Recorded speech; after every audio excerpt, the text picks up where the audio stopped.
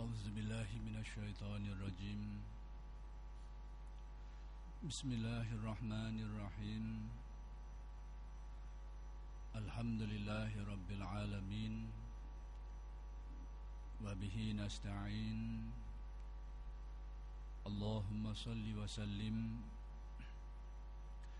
وبارك على سيدنا محمد وعلى آله في كل لمحة ونفس عدد ما وسعه علم الله.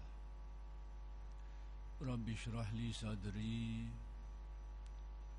ويسر لي أمري واحلل عقدة من لساني يفقه قولي ولا حول ولا قوة إلا بالله العلي العظيم. إلهي أنت مقصودي ورضاك مطلوبي أعطني محبتك ومعرفتك. السلام عليكم ورحمة الله تعالى وبركاته. الحمد لله wa syukru lillah. Segala puji bagi Allah yang telah memberikan hidayah dan taufik. Mudah-mudahan kita sentiasa dikurniakan Allah hidayah dan taufik.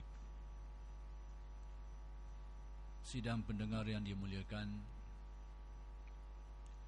kuliah Masjid Abidin pada malam ini ingin membahaskan kalam hikmat yang ke-11, yakni mengenai kemasyhuran. Kata Syekh radhiyallahu anhu, idfan wujudaka fi ardil khumuli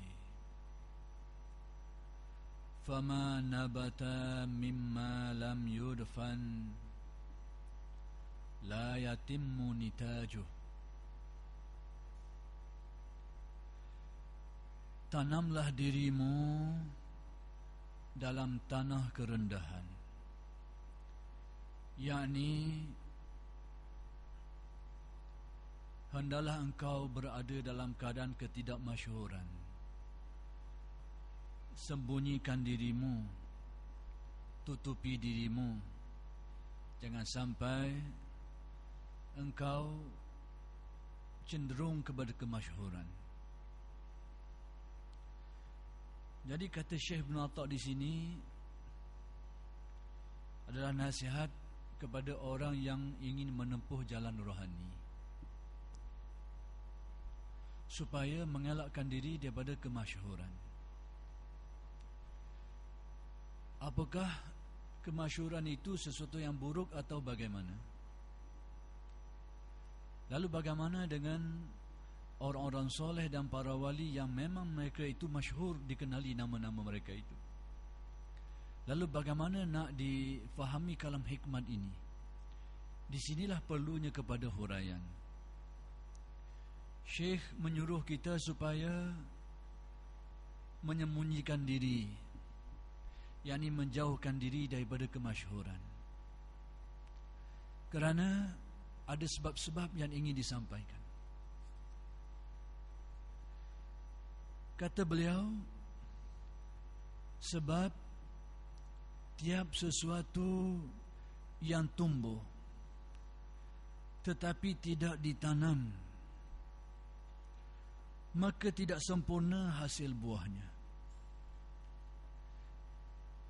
Dalam menjelaskan tentang pembinaan rohani, terutamanya bagi orang yang mula menempuh perjalanan ini, maka dianjurkan supaya mengelakkan kemasyhuran, kerana jiwa yang sedang tumbuh dalam menempuh perjalanan kerohanian ini akan jadi rosak dengan kemasyhuran itu. Maka Syekh mendatangkan suatu bandingan, dibandingkan dengan pokok yang tumbuh tanpa ditanam. Lalu bagaimana keadaan pokok itu? Barangkali bandingan ini di tempat kita kurang sesuai, kerana pokok-pokok di tempat kita ini kalau tidak ditanam pun tumbuh malai-malai ada. Subuh boleh ada, buah pun comel. Tapi hal ini berbeza di tanah Arab yang kering kontang. Pokok yang tumbuh tanpa ditanam, maka pokoknya itu tidak sihat dan tidak membuahkan hasil kerana tak cukup makan. Jadi bandingan ini Syekh mendatangkannya sesuai dengan suasana di negara Arab. Pokok yang tumbuh tanpa ditanam, tidak dibajakan, tidak disiram, maka pokoknya itu sakit, buahnya keter, daun keter, buah bersegar. Jadi supaya difahami bahawa perbandingan ini adalah sesuai dengan di mana Syekh ini berada. Adapun di tempat kita, bandingan itu susah nak difahami kerana banyak kita capak buah tu tumbuh boleh-boleh ada, lebak pula tu. Jadi kena tengok jugalah bandingan ini. Jadi begitulah Syekh membayangkan kepada kita betapa pokok yang tumbuh tanpa ditanam, tanpa dibajakan, tanpa disiram air, maka yang tumbuh itu tidak sempurna. Kalau tumbuh pun dia tidak berbuah. Maka begitu jugalah benih kerohanian manusia bagi orang yang menempuh perjalanan ini akan jadi rosak dengan kemasyhuran ini. Persoalannya sekarang, seperti yang saya katakan tadi, apakah kemasyhuran itu sesuatu yang buruk atau bagaimana? Ternyata kemasyhuran itu satu nikmat dari Allah, satu kurnia daripada Allah. Masalahnya bukan pada kemasyhuran itu, tapi keinginan kita untuk mendapat kemasyhuran, itulah penyakitnya. Jadi bagi orang yang berada pada peringkat permulaan, hatinya belum teguh, belum kuat, kemasyhuran yang dia perolehi boleh merosakkan jiwa. Berbeza dengan jiwa yang sudah teguh, jiwa yang sudah kuat, maka kemasyhuran yang diberikan Allah itu tidak apa-apa, tidak mengganggu apa-apa. Jadi bukan atas kemasyhuran itu, tapi keinginan nafsu untuk mendapatkan kemasyhuran, itulah yang masalahnya, yang buruknya. Terutamanya jiwa yang muda ini, yang baru tumbuh di alam rohani ini, dengan sedikit masalah saja mudah merosakkan dia. Maka sebab itu di permulaan perjalanan rohani kita, elakkan sesuatu yang boleh merosakkan, yang antaranya kemasyhuran. Jiwa yang tidak kuat akan berubah dengan kemasyhuran, akan hilang punca dengan kemasyhuran, bahkan hilang pedoman, lupa daratan dan macam-macam. Ini kerana jiwa yang belum teguh. Dalam keadaan itu, bila mendapat kemasyhuran, dia akan jadi rosak karenanya. Maka kerana itu, Syekh menganjurkan kita di peringkat permulaan menempuh perjalanan ini, elakkan semua itu, supaya rohani kita tumbuh dengan baik. Tapi bila tumbuh, lalu dianugerahkan Allah kemasyhuran, itu satu nikmat, itu satu kemuliaan. Jadi supaya jangan kita tersalah faham di sini. Kerana kalau kita baca sejarah para wali, mereka itu masyhur, dikenali di mana-mana. Lalu bagaimana dengan Syekh ini yang menganjurkan kita supaya menjauhkan diri dan mengelakkan diri dari kemasyhuran? Maka itulah maksudnya, bahawa kemasyhuran itu atas nama kemasyhuran semata-mata, dia adalah nikmat sebenarnya, kurnia Allah. Berarti kalau kita dimuliakan Allah, dimasyhurkan Allah, dalam keadaan hati kita tetap teguh memandang kurniannya, tidak menjadi sombong kerananya, tidak rosak kerananya, itu nikmat Allah. Tapi sekiranya kemasyhuran itu menjadikan kita hilang punca, lupa daratan, hilang pedoman, tak kenal diri, maka ini satu penyakit yang boleh merosakkan. Maka seperti itulah yang perlu difahami kalam hikmat Syekh Ibn Atta ini. Bukan dia menilai kemasyhuran itu semata-mata buruk, tidak. Dia menjadi buruk bagi orang yang terpengaruh dan jadi rosak kerananya. Maka kerana itu, orang-orang yang menempuh jalan ini perlu mengelakkan ini. Tapi andai kata kalau dimasyhurkan juga, itu terserah kepada Allah. Yang penting jangan menggilainya, jangan dia menjadi tumpuan kita, menjadi tujuan kita. Itulah yang boleh merosakkan.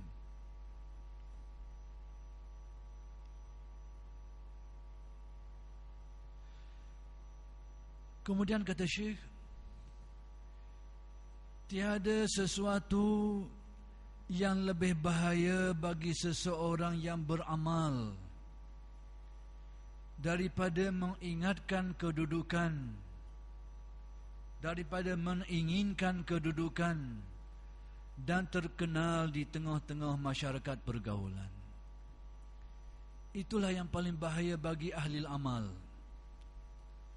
Ahli amal, orang yang menekuni amal untuk mencari redha Allah, antara perkara yang sangat berbahaya untuk dirinya iaitu keinginan untuk menjadi masyhur, untuk menjadi terkenal. Dan memang keinginan ini sudah tentu berlawanan daripada asas utama perjalanan amal kita, iaitu ikhlas. Bila ada saja keinginan untuk terkenal, untuk jadi masyhur, berarti keikhlasan kita sudah tidak ada, sudah tercabut. Maka itu sangat berbahaya bagi orang yang beramal. Cuma sekarang ada beberapa persoalan yang perlu dipahami. Zaman sekarang, lalu bagaimana kedudukan kemasyhuran ini dalam arena perniagaan, ekonomi dan sebagainya? Tidakkah itu memerlukan kemasyhuran? Kalau tidak, ada laku barang kita. Mana ni? Maka itu urusan perniagaan, ini urusan amal. Dua bidang yang berbeza. Jadi hal-hal yang melibatkan itu, maka itu diperlukan kerana bidangnya seperti itu. Jadi kemasyhuran yang diperlukan untuk melariskan barang itu jangan disamakan dengan apa yang dipesankan oleh Syekh di sini. Berat, tutup kedai kalau gitu. Main nega barang orang kenal ni. Orang tak beli mana. Jadi itu bab lain. Atau juga kemasyhuran itu kemasyhuran barang, bukan tuannya. Dan andai kata tuannya perlu dimasyhurkan supaya dikenali, maka lihat dulu, kerana itu diperlukan untuk tujuan-tujuan khusus. Yang dilarang di sini keinginan orang untuk menjadi terkenal. Maka itu dikira sebagai satu perkara yang buruk yang boleh merosakkan perjalanan amal. Dan hal ini termasuk keinginan hawa nafsu yang terutama, yakni keinginan untuk mendapat pengaruh, terkenal dan sebagainya, dikelaskan sebagai keinginan nafsu yang utama. Nafsu kita banyak keinginannya. Antara keinginan utamanya adalah keinginan untuk menjadi terkenal. Maka itu dikira sebagai keinginan nafsu yang berat, yang boleh merosakkan kerohanian. Rasulullah sallallahu alaihi wasallam telah bersabda, "Man tawadha'a rafa'ahu Allah, wa man takabbara wada'ahu Allah." Sesiapa yang merendah diri, maka Allah akan memuliakannya. Dan sesiapa yang sombong, yakni besar diri, Allah akan menghinanya. Yakni dalam perjalanan rohani ini, tawadhu' itulah yang membawa kepada kemuliaan. Sesiapa yang mencapai hakikat tawadhu', benar-benar merasai hakikat tawadhu', pasti orang ini akan dimuliakan. Tapi sekiranya seseorang itu jiwanya dipenuhi dengan kesombongan, maka dengan sendirinya dia akan dijatuhkan Allah Subhanahu wa taala. Panjang hadis ini atau hadis yang semakna dengannya menjelaskan bahawa orang yang tawadhu' ini bagaimana keadaannya? Fahuwa fi nafsihi saghir. Dia pada pandangan dirinya sendiri merasa sangat kerdil, sangat kecil, sangat hina. Yani dia merasakan dirinya, memandang dirinya itu tidak memiliki apa-apa, penuh dengan kekurangan. Tapi rupa-rupanya orang yang berkeadaan demikian jiwanya, lain kedudukannya di sisi manusia. Kalau benar seperti itu yang dirasa, yakni sekiranya manusia benar-benar mencapai hakikat itu, benar-benar merasai di dalam hati dengan penuh kehinaan, penuh kekurangan, orang ini kedudukan mereka di kalangan manusia lain. Seperti yang digambarkan dalam hadis, wa fi a'yunin nasi kabir. Tapi dia pada pandangan manusia dilihat sebagai orang yang besar, orang yang hebat. Begitulah sunnatullah. Begitulah kemuliaan yang diberikan Allah kepada para wali.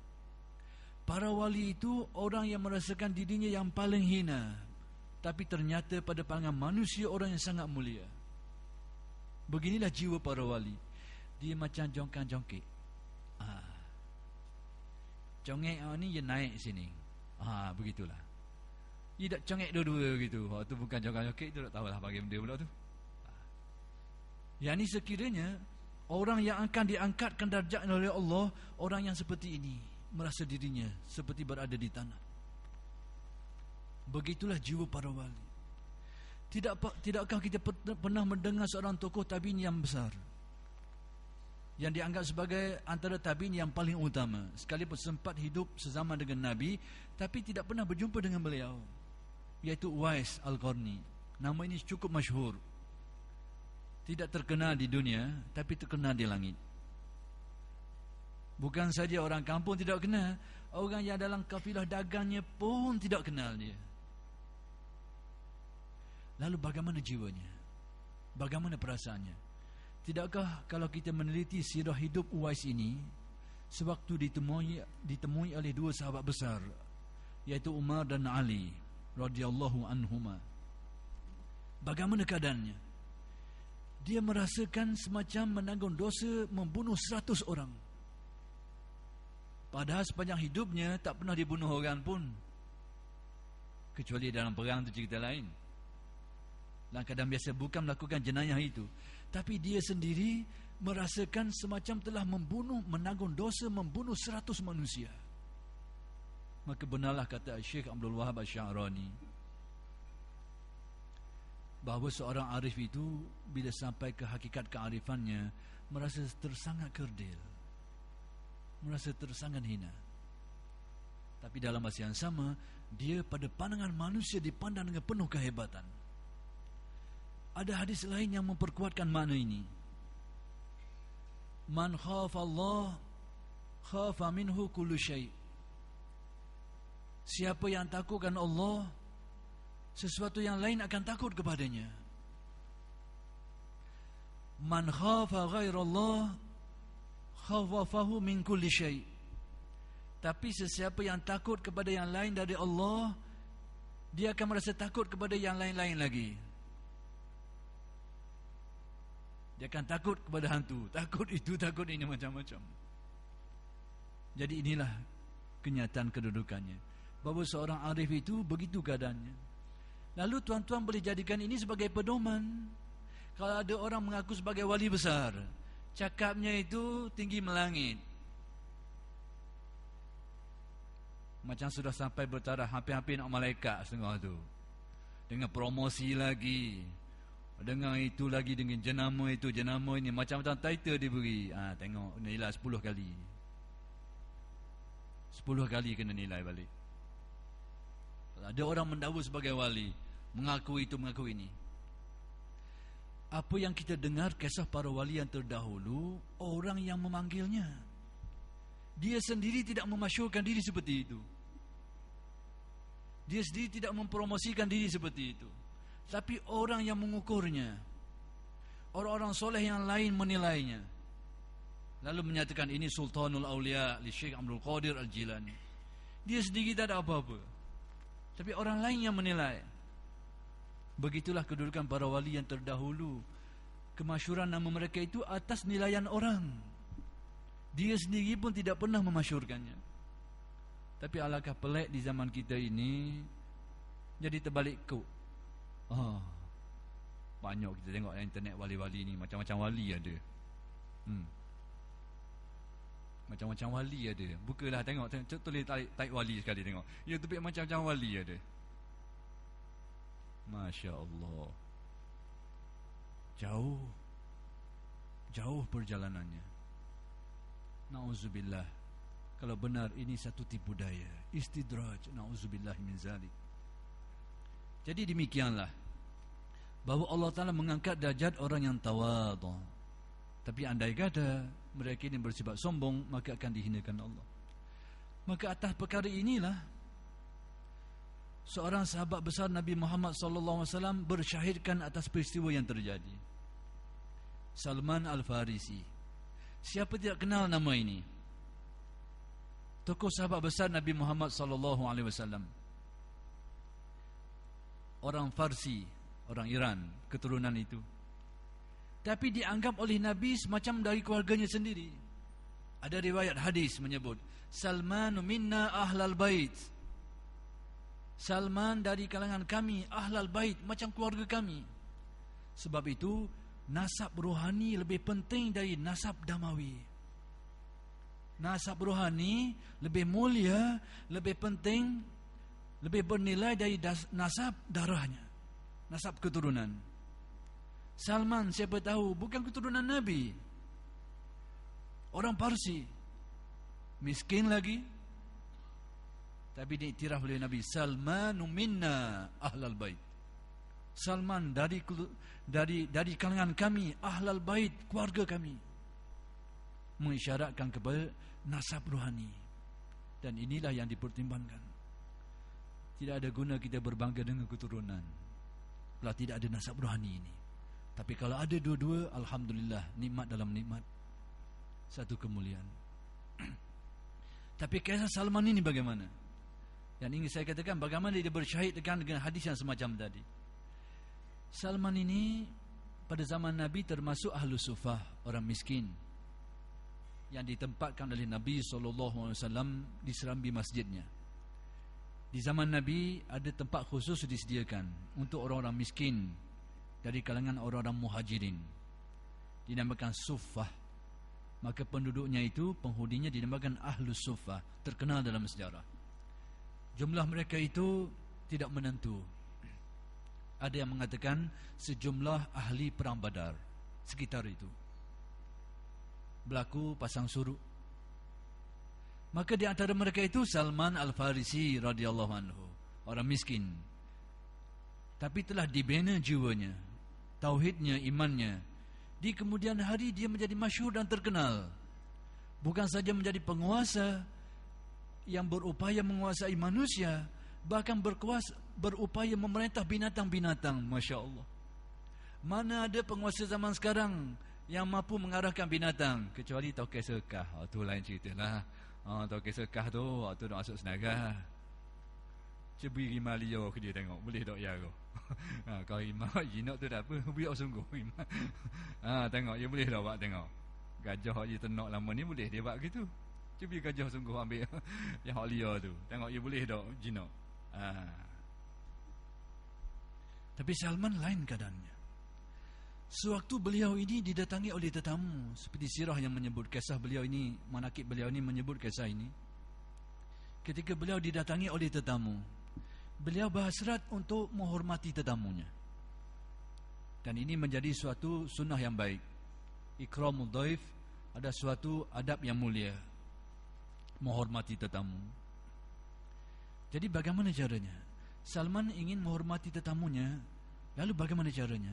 Dia mengundang, memanggil burung-burung yang sedang terbang di udara, binatang-binatang yang masih melata di tempat-tempatnya, dipanggilnya, dan semuanya datang. Apabila keadaan ini terjadi di hadapan tetamu Salman, orang ini ternyata keheranan. Pelik boleh panggil burung tukang terbang. Bukan burung pati yang kita bela dah 2-3 tahun tu. Itu lain. Ini burung liar, kijang-kijang yang berada di kawasan-kawasan itu datang. Hal ini ternyata menghairankan tetamunya. Apabila Salman mendapati ada riak, ada alamat, ada tanda dia merasa heran, lalu ditutup. Apakah anda merasa heran, kata Salman? Tidakkah anda tahu bahawa sesiapa yang menjadi hamba kepada Allah, dia akan dihambakan oleh makhluk yang lain? Samalah maksud macam tadi. Man tawadhu'a lillah rafa'ahu Allah. Sesiapa yang benar tawadhu'nya, akan diangkat darjatnya, maka orang ini akan menjadi mulia di sisi manusia.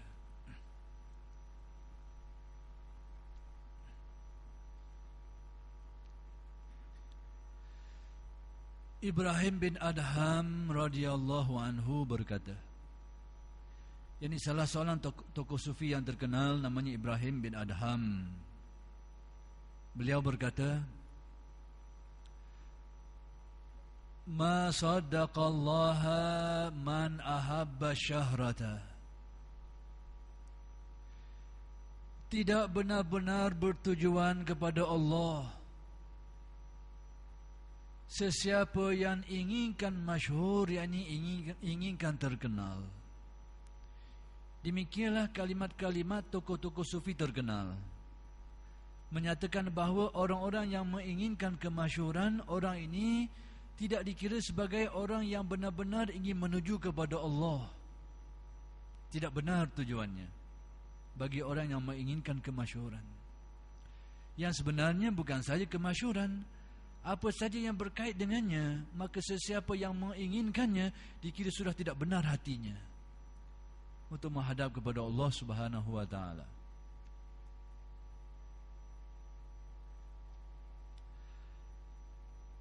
Ayyub As-Sakhtiyani radhiyallahu anhu berkata, yakni seorang tokoh lain ahli tasawuf nama Ayyub radhiyallahu anhu berkata, "Wallahi ma saddaqallaha 'abdun illa sarrahu an la yash'ura bimakanih." Demi Allah, tiada seseorang hamba yang sungguh-sungguh ikhlas pada Allah, melainkan ia merasa senang, gembira jika ia tidak mengetahui kedudukan dirinya. Yakni kata Ayub, hamba yang benar-benar mentasdik, yang menuju kepada Allah Subhanahu wa taala tidak akan sampai ke darjah itu kecuali dia merasa senang sekiranya dia tidak mengetahui kedudukannya bagaimana. Dia tidak tahu dan tidak mahu mengetahui semua itu. Dengan bahasa yang mudah, dia tidak mahu mengenali kedudukannya. Seseorang tidak akan sampai ke darjah itu kecuali dia merasa senang seperti itu. Dalam bahasa yang mudah, sesiapa yang menginginkan kemasyhuran, yang ingin tahu kedudukannya, orang ini belum benar-benar dikira menuju kepada Allah Subhanahu wa taala.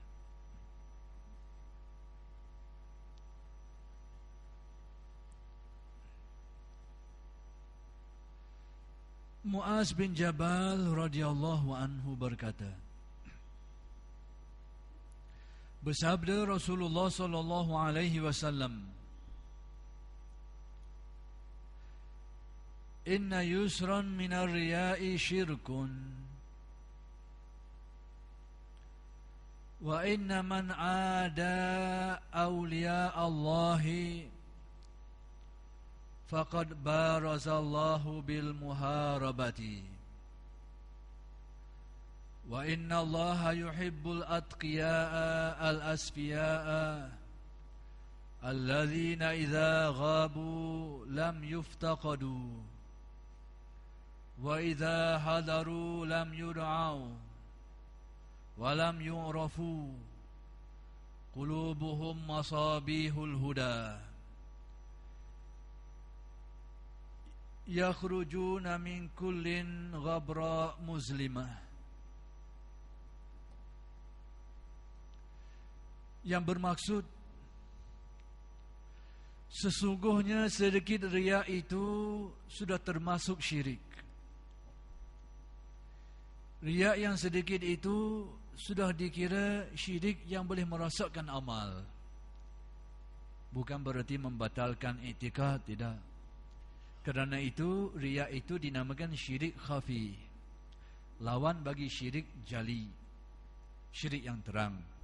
Syirik yang terang apa saja yang membatalkan iman, sama ada keyakinan yang bercanggah, tutur kata yang bercanggah, atau perbuatan yang berlawanan dengan keimanan, maka itu boleh membawa kepada syirik yang jali, yang terang, membatalkan keimanan.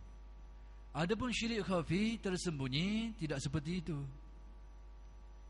Tidak membatalkan keimanan, tetapi merosak dan menghancur binasakan amal yang dibuat. sehingga tidak berpahala lagi, sehingga tidak berganjaran, tidak ditilik oleh Allah Subhanahu wa taala lagi. Maka itulah yang dinamakan syirik al-khafi. Dinamakan syirik, tapi dinamakan syirik itu kerana ada perkongsian. Kalau syirik yang jali itu orang berkongsi dari segi ketuhanannya, yakni dalam masa dia meyakini ketuhanan Allah, dalam masa yang sama dia memberikan sifat ketuhanan kepada makhluk yang lain yang sama taraf. Syirik dari segi ketuhanannya. Adapun syirik khafi ini syirik dari segi amalan tujuannya, kerana Allah bercampur kerana tujuan yang lain, termasuk riak dan sebagainya. Ada tujuan lain yang berkongsi di situ. Maka kerana itu dia dinamakan syirik. Tinggal lagi syirik yang khafi, yang tersembunyi, yang boleh merosakkan amal. Dan sesiapa yang memusuhi seseorang wali Allah, bererti telah melawan, berperang kepada Allah. Sesiapa yang memusuhi wali Allah, Allah mengisytiharkan perang terhadapnya. Siapa wali Allah? Dalam bahasa yang mudah, kalau nak dilihat dari segi kaitan bahasanya, wali dengan arti orang yang mengasihi dan orang yang dikasihi. Berarti wali Allah orang yang mencintai Allah dan dicintai oleh Allah Subhanahu wa taala. Bahasa yang mudah. Begitu juga termasuk dalam mana ini orang yang menolong dan ditolong oleh Allah Subhanahu wa taala. Pada dasarnya itulah para wali. Namun secara halusnya, maka kitab-kitab tasawuf telah menguraikan alamat-alamat mereka ini, sifat-sifat mereka ini secara panjang lebar yang saya tidak jelaskan di sini. Jadi para wali itu, sesiapa yang memerangi mereka ini, Allah Ta'ala mengisytiharkan perang terhadap mereka. Maka sebab itu jangan buat mudah-mudah. Jangan buat mudah-mudah, makan dah habis. Kena molek, makan dah habis.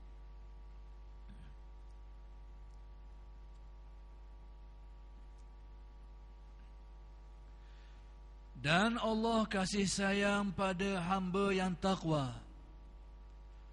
yakni Allah Subhanahu wa taala mencintai, mengasihi orang-orang yang bertakwa, yang tersembunyi, yakni tidak terkenal. Allah dah suka kepada orang-orang seperti ini, yang tersembunyi dan tidak terkenal. Sebab itu di kalangan para wali ini ada dua trend.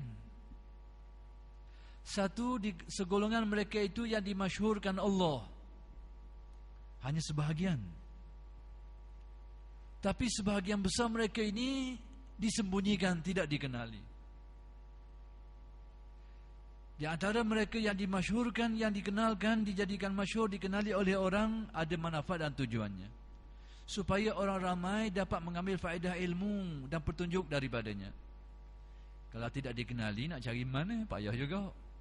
Lalu sebahagian mereka dimasyhurkan Allah dengan sifat-sifatnya, dinyatakan sifat-sifat kemuliaannya, sifat-sifat kesolehan dan ketakwaannya, dikenali, dan ramailah orang yang mengambil petunjuk ilmu dan hidayat daripadanya. Tapi sebahagian mereka itu tidak dikenali. Inilah yang ramainya, yang tidak dikenali, hanya mereka dengan Allah Subhanahu wa taala saja. Jadi dalam riwayat ini dinyatakan Allah Ta'ala mengasihi orang-orang yang bertakwa, yang tersembunyi ini, yang bila tidak ada, tidak dicari. Yakni mereka ini kalau tidak ada dalam sesuatu majlis, orang tak cari pun dia, orang tak heran dia, tak ada kepentingan.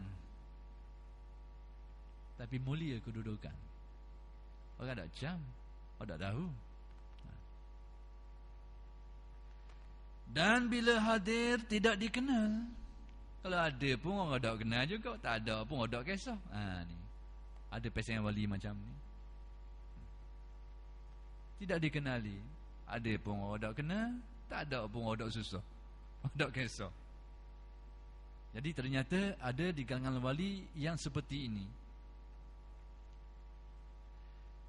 Hati mereka sebagai pelita hidayat. Di sinilah. Tinggal lagi, hati mereka itu diumpamakan seperti pelita yang memberikan sinar. Nasihat mereka itu menembusi sampai ke dalam hati. Sepatah dua kata daripada mereka ini sudah cukup untuk membuka hijab-hijab rohani, untuk membuka kefahaman-kefahaman halus. Hanya sepatah dua patah kata saja. Kerana mereka ini seumpama pelita-pelita yang menerangi.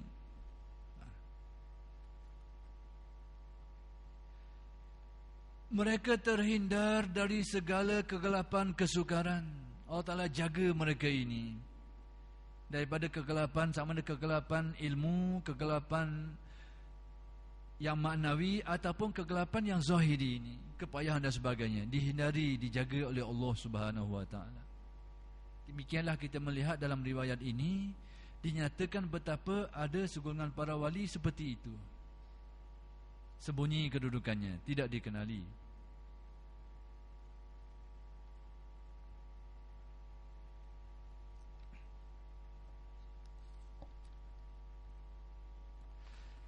Abu Hurairah radhiyallahu anhu berkata, Abu Hurairah ini salah seorang sahabat besar Nabi Muhammad sallallahu alaihi wasallam.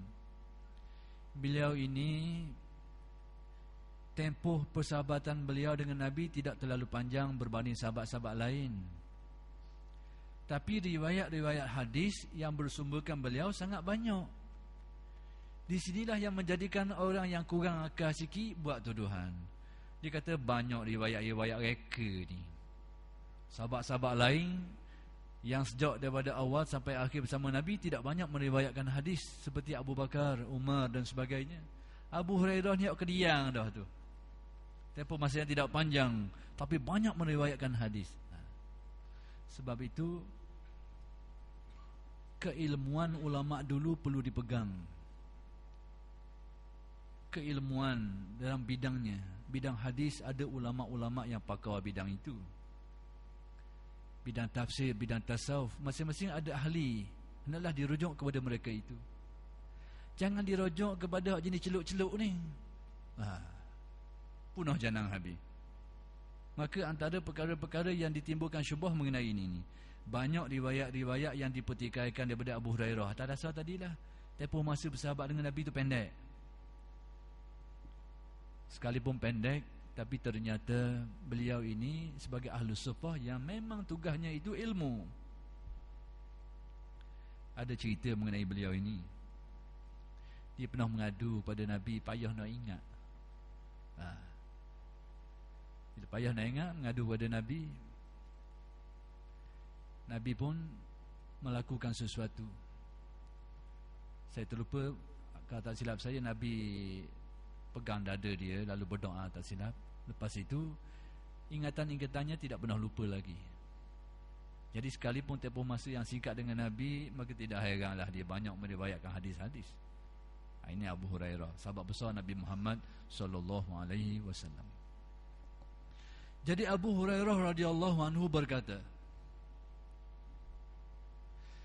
ketika kami di majlis Rasulullah sallallahu alaihi wasallam, tiba-tiba Rasulullah sallallahu alaihi wasallam berkata, besok pagi akan ada seorang ahli syurga yang bersembahyang bersama kamu. Nabi beritahu, ahli syurga akan ada esok yang akan bersembahyang bersama kamu. Nabi sudah mengkhabarkan. Perkara belum berlaku lagi, tapi inilah ahlinya. Kenapa? Atas jalan wahyu. Yang lain jangan tebang-tebang. Mu ni aku nampak ahli syurga je. Jangan buat tebang, buat pandai-pandai. Cuk orang tu, cuk orang ni. Ruangan ini hanya untuk ruangan wahyu.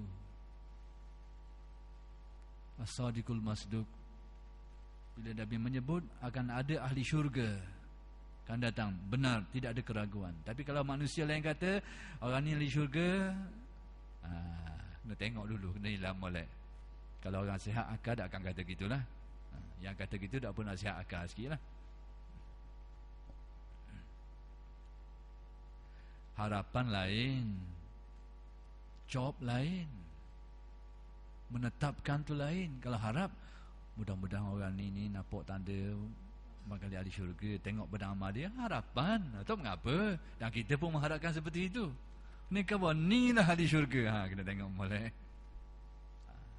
Jadi itu saluran wahyu. Jadi Nabi menjelaskan, besok pagi akan ada seorang ahli syurga yang akan bersembahyang bersama kamu. Nabi jelaskan.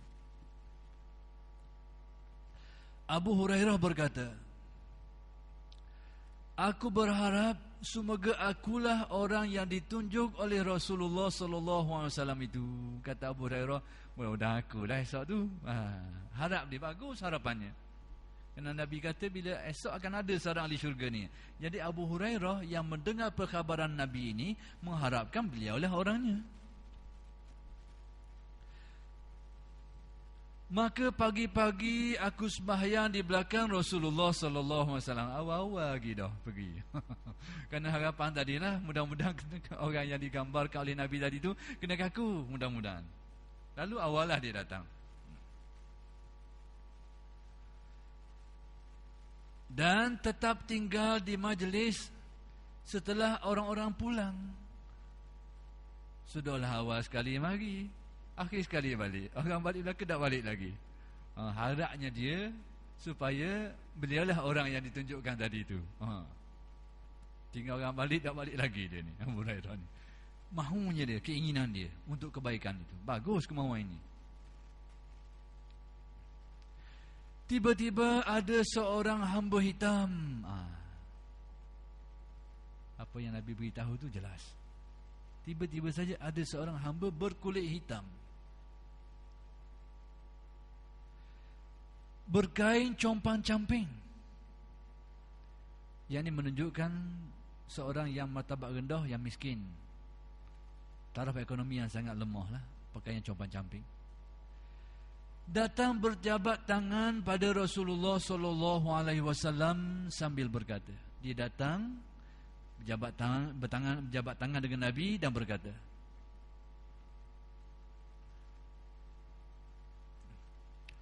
ya Nabi Allah, doakan semoga aku mati syahid. Dia minta Nabi supaya tolong doakan dia kalau dia mati sebagai seorang syahid. Maka Rasulullah sallallahu alaihi wasallam berdoa. Nabi doa untuk itu. Sedang kami mencium bau kasturi dari badannya. Sahabat-sahabat, bau keharuman kasturi dari badan orang berkenaan. Boleh lihat bagaimana kemuliaan yang diberikan Allah. Bukan tak kenal, tak suka-suka kulit hitam pakai capang-caping mari menghadap Nabi dengan mengajukan satu permintaan yang sangat hebat, sangat besar, dan ternyata sahabat boleh bau dah keharuman. Kemudian aku bertanya, apakah orang itu ya Rasulullah? Yani orang itukah yang kau maksudkan ya Rasulullah semalam tu? Jawab Nabi, ya. Oh, kena kau orang. Tak kena ke dia. Kena orang itu. Betul lah orang itulah, kata Nabi. Jadi oleh kerana sudah masuknya waktu Isyak, kita berhenti setakat ini dulu, dan kita akan sambung kisah ini pada minggu-minggu yang akan datang. Aqulu qawli hadza wa astaghfirullahalazim li wa lakum. Assalamualaikum warahmatullahi taala